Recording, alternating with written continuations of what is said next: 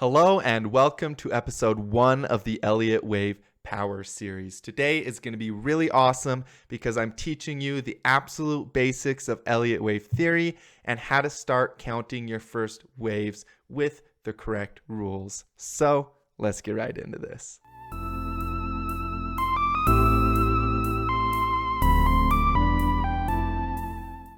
Before we get into this, I want to talk about Elliott wave theory or principle and where it came about. So it was originally invented by Ralph Nelson Elliott, and he lived between 1871 and 1948. He was a professional accountant that started to notice these patterns in all of the charts that he was looking at. So we've then taken this and really blown out the roof of what this means since then and gained a lot of knowledge. And this is really what most professional traders are using in today's world because of how powerful Elliott wave principle really is. Now, essentially what Elliott wave principle means is it has to do with crowd psychology, or the fact that when humans see one person doing things and then another person doing the same thing, and then another one, more and more people start to do that same thing. So what we have is impulsive decisions in the market. So what we see in a rise in the market, we call that a bullish impulse or a bullish Elliott wave impulse, which basically means that the market is getting excited. A few people start investing, then they start telling their friends, and the crowd psychology starts to take place. Pretty soon at the top of this 5 wave, you have everybody investing in it, and therefore it needs to correct. So human emotion never changes. That's what I want you to write down or put in your notes. Human emotion never changes. We all are affected by crowd psychology. And because of that, Elliott wave theory is consistent across all markets and won't ever stop working. It's a principle that occurs in the markets because of that. So that's the basics of Elliott wave theory. It's an impulsive behavior that occurs because of humans, and you can actually map this behavior out and trade it accordingly. So we're going to go over the basic rules of Elliott wave theory. You understand kind of what it is foundationally, meaning that it's bullish and bearish impulses, or pumps and dumps, as we like to call them in crypto. So those are essentially human emotion taking over. Now there's rules behind the human emotion, and the basic rules of Elliott wave theory are very straightforward and simple. The number one rule is that wave 2 never retraces more than 100% of wave 1. So I have a few diagrams up here, and as you can see, the second diagram right here, we have a 2 wave. So here's a 1, 2, 3, 4, 5, ABC. Every single Elliott wave impulse has a 1, 2, 3, 4, 5, and then a correction that comes afterwards. And you can see that this 2 wave is actually below the point that that 1 wave started. You can see how that 2 is below the start of the 1 wave. So that retraced more than 100% of the 1 wave, which is why I have this labeled as an X. That is an incorrect Elliott wave count. So if you're going over and you're finding your Elliott waves in a chart, and then all of a sudden the 1 wave is retracing below 100% of the 2 wave is retracing below 100% of the 1 wave, then you have an incorrect Elliott wave. Now with Litecoin, that doesn't happen. As you can see, the 2 wave retraces nicely in the middle of where the 1 wave is kind of created there. So that follows nicely on Elliott wave theory rules. Litecoin is not breaking any rules so far. Now let's go over here and check out the next rule of Elliott wave theory, which is wave 3 cannot be the shortest of the 3 impulse waves. So over here, we have this example on the far right. And as you can see, wave 3 is the shortest, meaning that from where the wave starts, you can take this little tool right here, from where the wave starts at wave 2 up to the top of wave 3, I'm just holding shift and using the trend line tool. I recommend that you guys take the trading view course so that you can follow along more easily with the trading view. But as you can see, it's actually a little bit smaller than the 1 wave, and it's definitely smaller than the 5 wave. So that again is an incorrect Elliott wave count. That's why I have the X up here in the top left. Okay, and the third basic rule of Elliott wave theory is that wave 4 does not overlap the price territory of wave 1, except in the rare case of a diagonal triangle formation. So we'll talk more about the exceptions and more detailed rules in the future in this course. But for now, the main thing that you really want to pay attention to and take note of is essentially that you cannot have any of this happening. So this one right here is a prime example of, here's the 1 wave right here. And as you can see clearly, the 4 wave went a lot below the 1 wave. So that is an invalid wave count as well. If you see this in the market, it's not an Elliott wave that you want to play. And the reason that you look for these is because you can confirm whether you're finding a good trade setup in the market based on following these rules. So it just takes a lot of the guesswork off the table and puts actual probabilities in your favor. So that's another reason the Elliott wave is so powerful, is it's one of the only things where you can consistently say, okay, I've got my Elliott wave counted. Now, if this is the correct wave count, I have a statistical probability in my favor, and you don't have to feel inconfident when you're taking that position. Even if it doesn't go as you expected it to, you can know that the majority of the time it will. And that's what's really, really important with the Elliott wave theory here. So again, the third rule is that you can't have the 4 wave go below the 1 wave. And you can see these other examples, how the 4 wave lands relatively close to the 1 wave or around there. And that's because it can't go below it, you know. And so that's what we see in those other examples. Now, here on the bottom is a diagram of what happens to Elliott wave on every time frame. So one of the rules of Elliott wave theory is that when you count a wave, you can zoom in to each wave and actually see what we call subwaves of that wave. So again, an Elliott wave is just an impulse. So there's, you know, like this 1 wave right here. That is a bullish impulse. And then this ABC, which creates that 2 wave, that's a bearish impulse. Impulsive behavior, again, back to the Wikipedia page right here, crowd psychology, moving between optimism and pessimism, which actually follows along perfectly with market cycles, which we're going to get into a later episode as well. But it's really, really straightforward here. You have a 1, 2, 3, 4, 5, and then the correction that comes after 5 waves, A, B, C.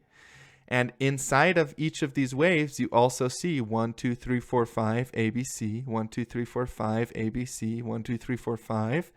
And then in an ABC correction, you get 1, 2, 3, 4, 5, A, B, C, 1, 2, 3, 4, 5. So there's waves inside of the waves, which means you can trade Elliott wave theory on multiple time frames. So if we look at Litecoin right here and we zoom in to the 12-hour time frame, which I commonly swing trade, you can draw this 1, 2, and then 3, 4, 5.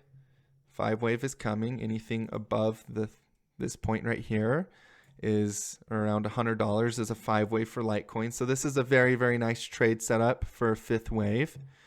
And the rule is that you should be able to count waves inside of those waves. So let's see if that's true.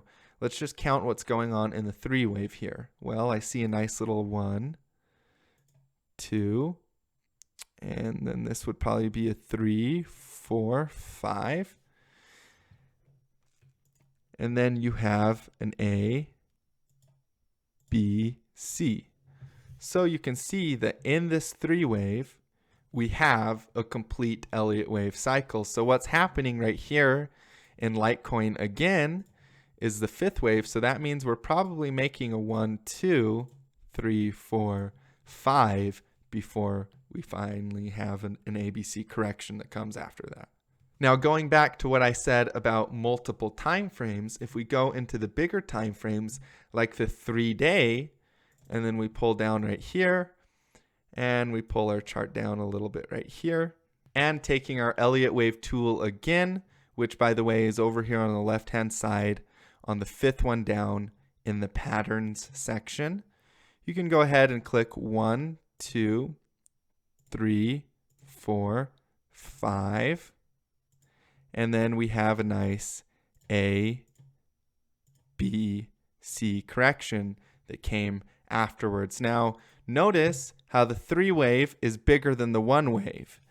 Now what happened here is we had an extended 5th wave. So you don't always get a 5 wave this big, but often when there's a lot of hype, or for example crypto, this is one of the first big market cycles for crypto, therefore there was a lot of FOMO in the 5th wave and it was an extended 5th wave. So you can get an extended 5th wave, but as long as the 3 wave is still bigger than the 1 wave, you're still following all of the Elliott wave theory rules.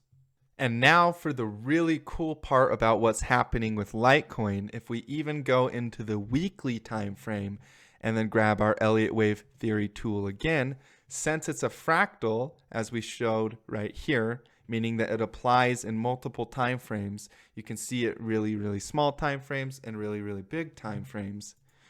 You also see that Litecoin did a 1 and a 2, and in the big picture is setting up for 3, 4, and 5 wave.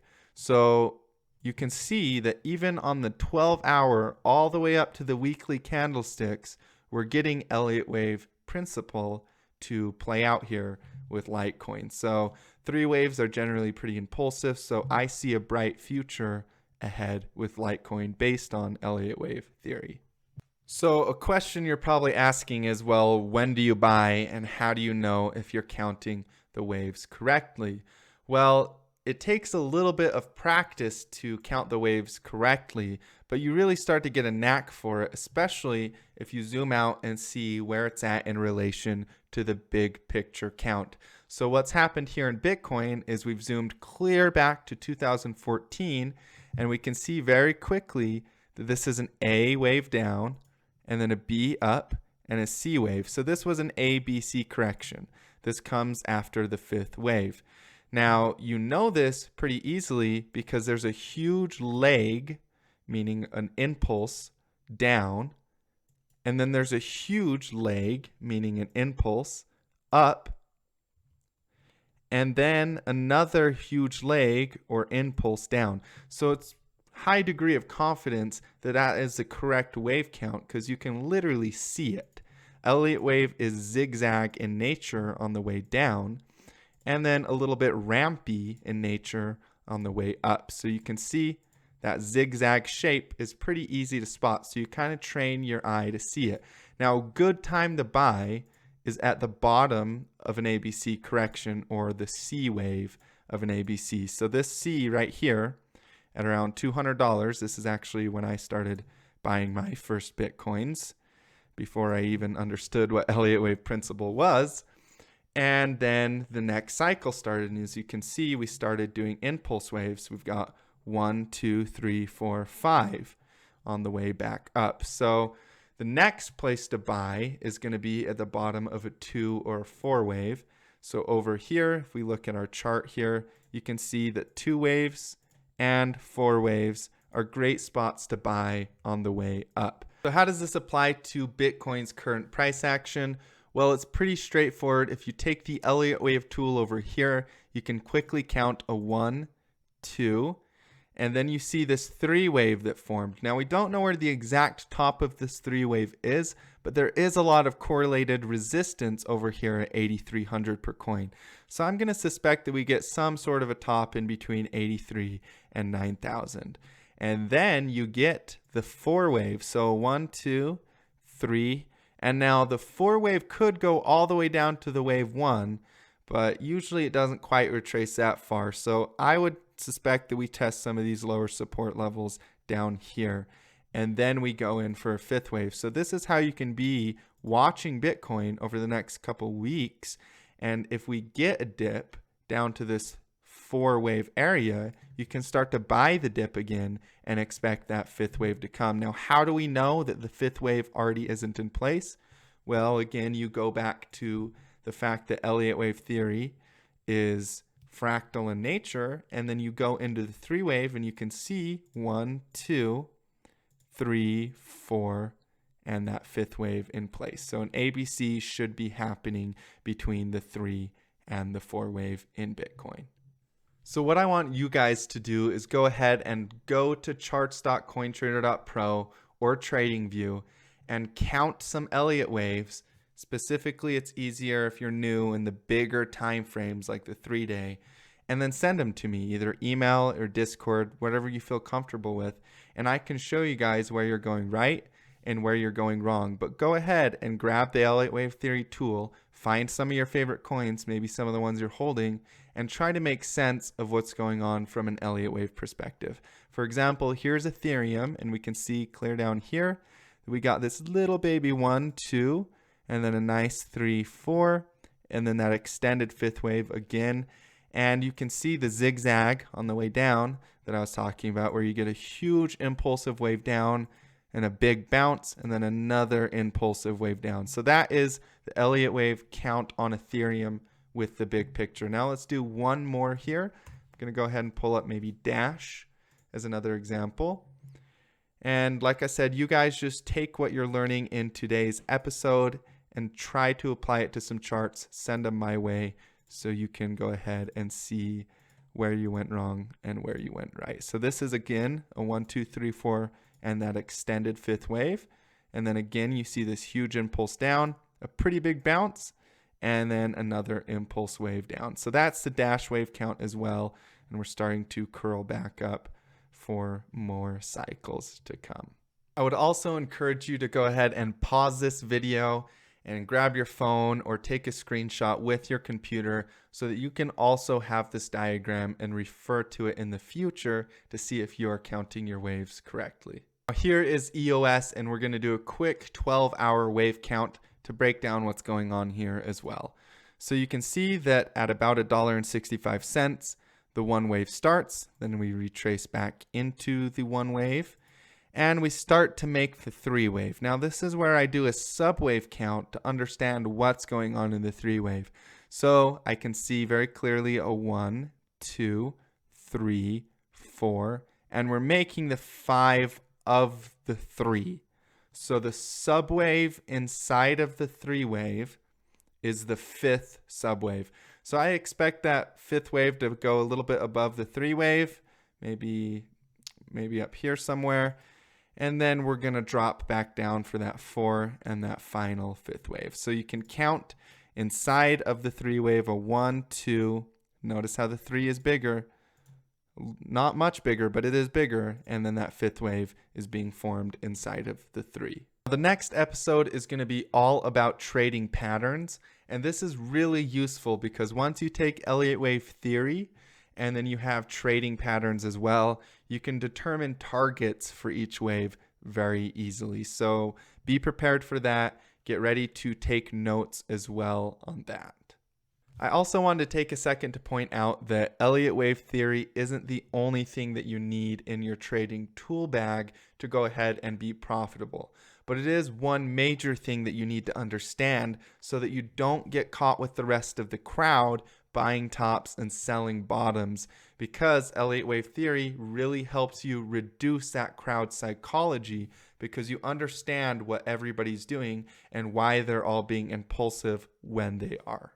So that sums up the basics of Elliott wave theory. We're going to be going into trading patterns in the next episode and covering more in-depth Elliott wave theory down the road, but this will get you started counting your waves. Again, go ahead and practice them, send them to me so that I can show you where you're going right and where you're going wrong, and I look forward to hearing back from you guys. I hope that you enjoyed the first episode, and I'm really excited about educating you for the rest of the series.